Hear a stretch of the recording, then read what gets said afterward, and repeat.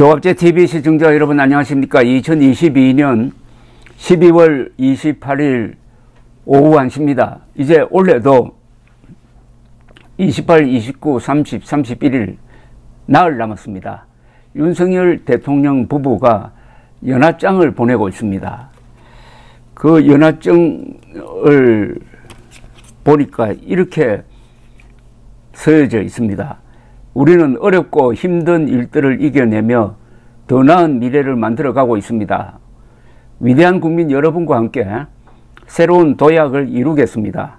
따스한 온기가 국민의 삶에 스며들도록 더욱 노력하겠습니다. 희망찬 2023년이 되길 기원합니다.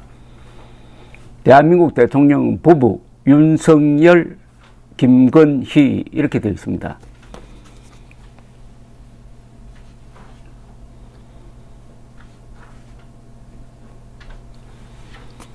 그 옆에는 코리아하고 그림이 붙어 있습니다.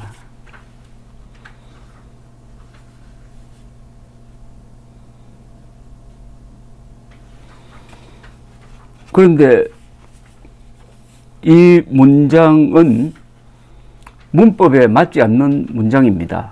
문법은 헌법보다 더 중요합니다. 제가 문법이 헌법보다 더 중요하다는 뜻은 국어가 있어야 국가가 있다는 이야기죠. 대한민국이라는 나라, 한민족은 한국어를 쓰는 사람들이 만든 공동체입니다. 말이 있어야 국가가 생깁니다. 유럽에 한 30여 개 나라가 있는데 대부분이 거의 전부 다가 국어가 있습니다. 국어가 있으니까 국가가 생기는 건데 그 국어가 제대로 사용되려면 문법이라는 게 있어야 됩니다. 그래서 저는 어떤 점에서는 헌법보다 문법이 더 중요하다고 보는데 우리나라 문법의 대원칙은 한자와 한글을 같이 혼용하는 겁니다. 우리 문법이 그렇게 될 수밖에 없는 것은 한국어의 구조 때문입니다. 한국어는 70%가 한자로 표기해야 정확한 의미가 전달되는 낱말, 나머지 30%는 한글로 표기해야 정확하게 의미가 전달된다. 그러니까 숙명적으로 한자와 한글을 같이 써야 합니다. 그런데 지난 한 40년 동안 한글 전용의 추세가 너무나 거세다가 보니까 대통령까지도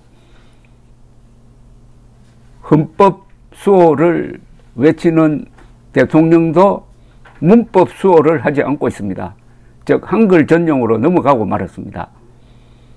특히 윤석열, 김건희라는 이 두 단어는 한자로 써야 합니다. 반드시 한자 표기를 해야 합니다. 왜냐하면 그 이름 한자 한자가 다 한자에 기초하고 있고 한자의 의미가 거기 담겨 있으니까 윤석열, 김건희 이렇게 쓰면은 이거는 발음 부호에 지나지 않습니다. 발음 부호는 소리입니다. 의미가 전달되지 않으면은 의미가 담겨지 않는 단어는 그게 소리입니다. 아, 우, 오 하는 소리입니다. 소리.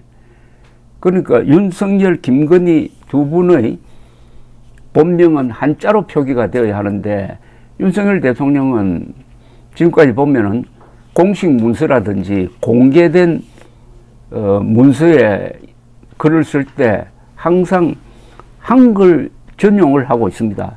자기 본명을 적지 않고 있습니다. 발음 부호만 적고 있습니다.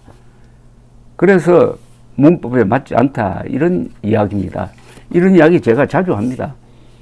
앞으로 윤석열 대통령은 공문서에 본명을 넣어야 본명을 써야 합니다. 고시 공부를 뭐 9년 동안 했으니까 한자 잘 알 것이라고 생각합니다. 그리고 윤석열이라는 이 발음을 어떻게 해야 되느냐. 윤석열로 하는 사람도 있고 윤석열이라고 하는 사람도 있는데 이것도 정리를 본인이 해줘야 합니다. 대통령의 이름을 정확하게 발음해야 할 의무가 있고 그렇게 하려면은 어떻게 불러달라는 이야기를 해야 되는 것 아닙니까? 이게 국정 운영의 기본이 아닐까요? 윤석열, 김건희 두 분의 한자 본명은 이렇습니다.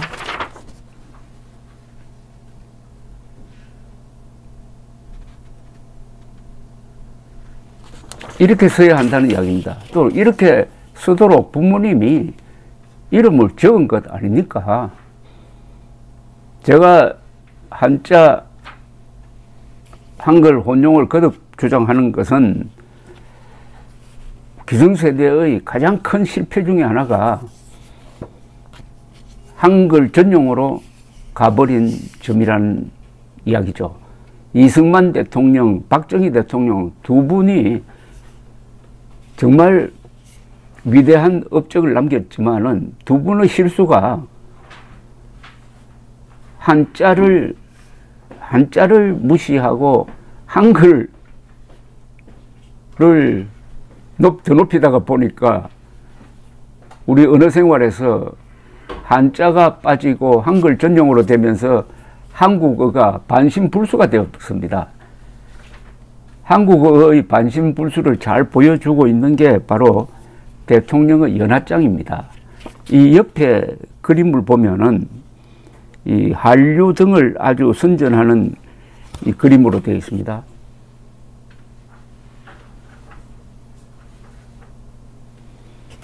근데 여기에도 한자가 없습니다.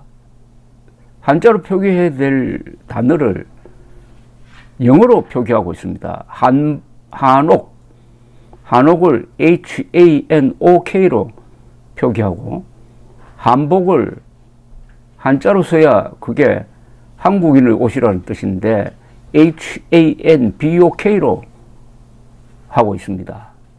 여기에 한자가 없으니까 이거는 그러니까 외국의 국가 원수가 그것도 영어권에서 쓰는 사람의 연하장처럼 여겨지고 있습니다. 한국어가 암호가 되었습니다. 한국어가 소리가 되어가고 있습니다. 70%의 한국어 낱말들은 암호 해독의 대상이 되고 있습니다. 이런 언어 생활을 40년 동안 해왔습니다. 그러니까 정치인이나 언론인이나 정확한 말을 써야 될 이 지도층이 제대로 된 문법에 맞는 교양어를 쓰지 않고 있습니다. 비속어를 막 씁니다. 나중에는 욕설을 합니다. 한자로 욕설하기는 좀 어렵잖아요. 욕설은 거의 다 한글입니다. 그리고 정확한 의미 전달이 되지 않는다는 말은 고급 학문이 발달하지 않는다는 뜻입니다. 문학, 역사, 그리고 철학이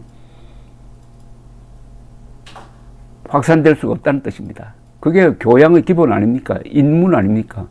인문의 3대 학문이 역사, 문학, 철학인데 이거 다 한자의 도움 없이는 가르칠 수가 없습니다. 그러면 교양이 붕괴되고 있다는 거죠. 교양이 붕괴되고 있다는 것은 사람들이 수준이 낮아지고 분별력이 망가지고 있다는 겁니다. 그게 사람들을 무능하게 만듭니다. 나중에 가면은 지금 현재 한글 전용의 가장 확실한 부작용은 선동에 잘 넘어가고 있다는 겁니다. 선동. 한글 전용에 의해서 한국어를 반신불수로 만들고 의미 전달을 암호풀이처럼 하다가 보니까 이 세상을 보는 눈이 명료하지 않다는 겁니다. 그러니까 도수가 맞지 않는 안경을 쓰고 세상을 본다 이겁니다.